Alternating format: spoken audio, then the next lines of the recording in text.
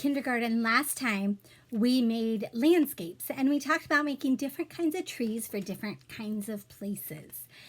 We did an artwork kind of like this, where we had a horizon line that separated the ground from the sky. We talked about different kinds of grass, and we talked about different kinds of trees. Today, you're going to follow a video on how to add some wild animals into your landscapes. Enjoy, and I can't wait to see what you make.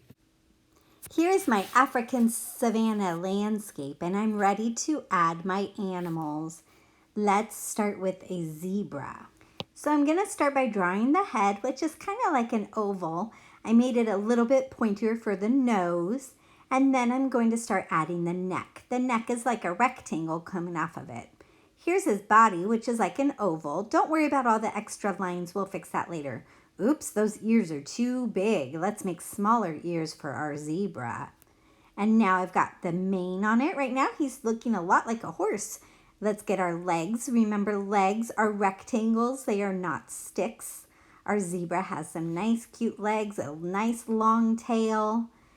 Let's see what else. Oh, he's going to need some eyes. So let's put his eyes on.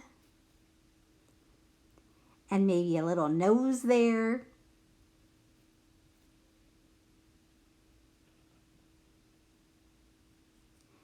Let's see. And now we're ready for stripes. So I'm going to take any of those mistakes I made and turn them into not mistakes by turning them into stripes. So I'm using these black stripes going across my zebra's body.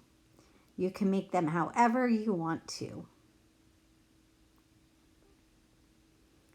I'm even going to put them on the legs too, because why not? Oh, and zebras have hooves, so I want to make sure to put those hooves on at the bottom. It's just one more little detail that will make our zebra look more like a zebra. Next, we'll make my elephant. So I'm going to start with his trunk and his head. I used a rainbow line connected to a rectangle, and that kind of makes his head with his trunk there. A rainbow. Oh, and now I'm going to finish the head by connecting it to the bottom of the trunk. Then I'm going to make some big wobbly ears by using tall, skinny ovals. Then I'm going to go ahead and erase that part of the head where the ear is, just so I don't get so confused. There's his eye. Oh, now I'm ready for his body, and oh, I don't like that line. Let's go ahead and try that again. So there's his body. I'm going to make a nice big oval body, make his tail come out in the back. I was kind of messing up, so I turned it into the tail. There's one leg. There's the rest of his body. So I've got my oval. Now I've got two legs. Remember, those legs are rectangles. His body is an oval, his legs are rectangles, and his toes are more like rainbows or the letter M. So I used the letter M to make his toes. Gave him a little smile to make him happy. And I put those two little dots there to make us see the end of his trunk. The last animal I'm going to draw is a giraffe. So I've got my oval head, much like the zebra, but now his neck is nice and long. His body is an oval. And then we're going to add those rectangle legs. Ooh, my front legs are much longer. I'm going to fix that and change my back leg into a long, skinny one. That'll look more giraffe-y, if that's a word. There we go. Then I'm going to fill in the bottom hooves. I'm going to add on a cute little tail, give him a mane. So the mane needs to go a little bit higher up, doesn't it? There we go. Add some little ears, but in between the ears, he's got those little knobs. So I'm going to add the two little lines with the horizontal lines on top. Add those eyes. Add his nose. And then I'm going to start adding his pattern by making some wiggly shapes all over the place. Those are called organic shapes because they aren't ones we use in math. They're all wiggly wobbly ones. Now it's important to use color for a giraffe. So I'm thinking through how I want my giraffe to look like a giraffe.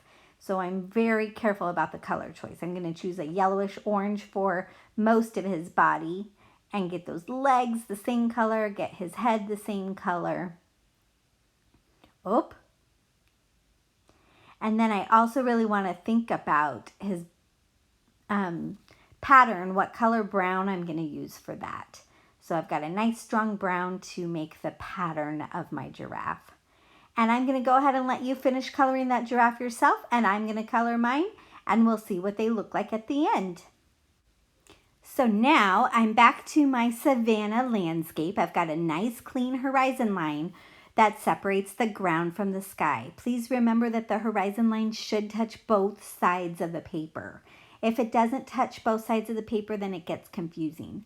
I also have some grass, and I'm putting my animals into my picture now. So you have options. You can either redraw your animals into your final project, into your landscape, or you can cut them out and glue them onto your landscape.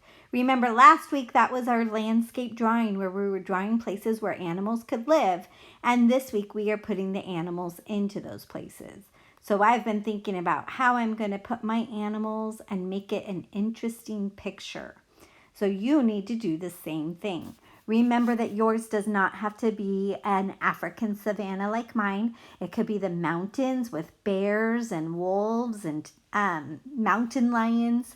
It could be a jungle with monkeys and parrots. It could be anywhere that you can think of, even the desert with snakes and all of those types of animals, vultures. You can make it however you want to, as long as it's a place where wild animals can live.